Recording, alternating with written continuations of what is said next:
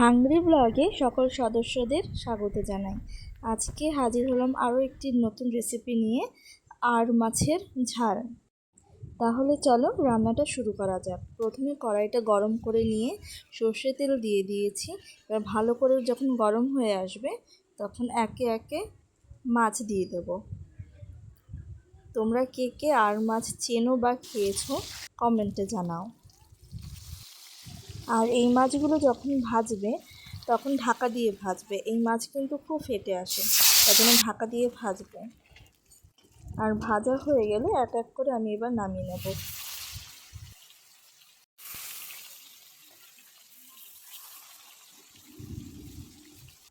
এবার আমি দিয়ে দেবো তেলে জিরে, পরিমাণ মতো জিরে দেওয়ার পর হালকা করে নাড়াচাড়া করে দিয়ে দেবো আলু আর লঙ্কা। তোমরা চাইলে আরও সবজি দিতে পারো, কিন্তু আমি এখানে আলু আর লঙ্কা দিয়েছি, টমেটোও দিতে পারো। এবার আমি দিয়ে দেবো পরিমাণ মতো লবণ। লবণটা দিয়ে নাড়াচাড়া করে নেব যেন তেলে লবণটা ভালোভাবে মিশে যায়। এরপর দিয়ে দেবো হালকা হলুদটা দিয়েও নাড়াচাড়া করে নেব। ভালো করে নাড়াচাড়া করে নিয়ে তারপর আমি কিছুক্ষণের জন্য 2 মিনিট ঢেকে রেখেছিলাম।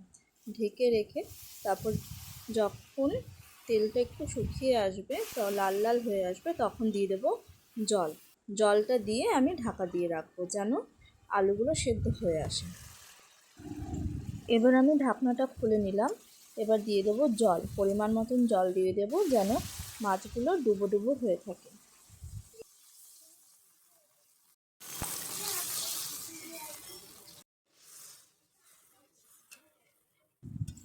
এবার আরও একবার ঢাকা দিয়ে রাখবো যেন জলটা ফুটে আসে।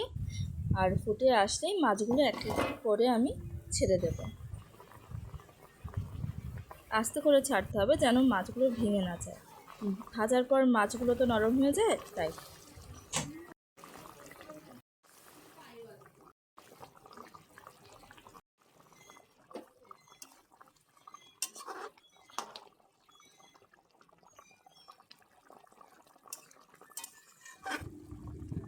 এবার আমি দিয়ে দিলাম জিরের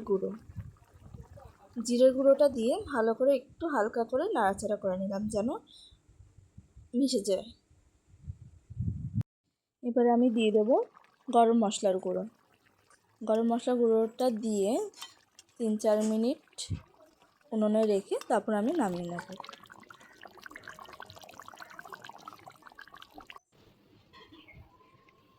এবার আমি পরিবেশন করে নিচ্ছি।